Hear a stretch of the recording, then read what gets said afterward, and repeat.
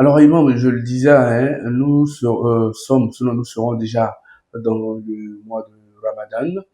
Le musulman, pour bénéficier de tout ça, est-ce qu'il n'y a pas un retour sur soi-même avant même d'entamer toutes ces richesses-là de mérite du mois béni de Ramadan? En effet, l'une des actions qui est propre même à la vie du musulman au quotidien, c'est que avant chaque grand événement de notre vie, on fasse un retour vers Allah.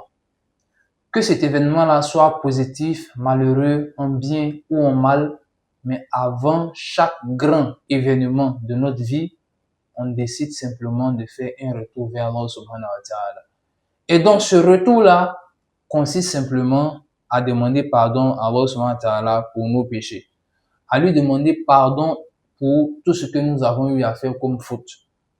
Car si on a fait des fautes et malgré nos fautes, Allah nous a fait une grâce, on lui demande pardon parce qu'on ne méritait même pas cette grâce, mais Allah nous l'a accordée.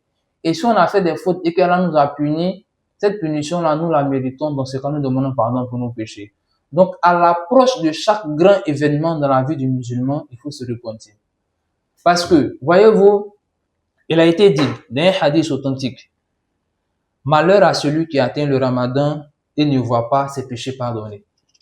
Malheur à celui-là même qui atteint le mois de Ramadan et ne verra pas ses péchés être pardonnés. Par conséquent, il faut demander le pardon d'Allah et se repentir avant même d'entrer dans ce mois. Nombreux sont celles et ceux, et j'insiste sur cette partie, qui savent pertinemment que au cours du mois de Ramadan, ils ne pourront plus faire beaucoup de choses. Ils ne pourront plus, d'autres même s'abstiennent de fumer la cigarette. D'autres le font après la rupture, mais d'autres s'abstiennent. Ils ne pourront plus boire de l'alcool, plus de fornication, plus d'adultère, plus de grands péchés.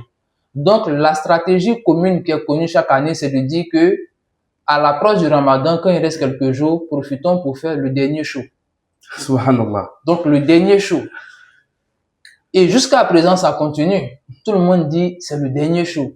Si tu manques ce show, c'est fini. Tu pourras plus jusqu'à dans un mois encore.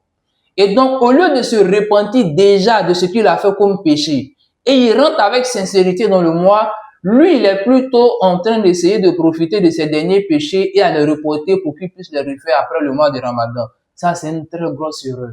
Et donc, le Ramadan se prépare avec beaucoup de repentis d'abord. Avant, on demande le pardon d'Allah avant d'entrer. Et ensuite, au cours du mois de Ramadan, on demande pardon pour nos péchés. Et après le Ramadan, on demande encore l'acceptation de nos actes d'adoration.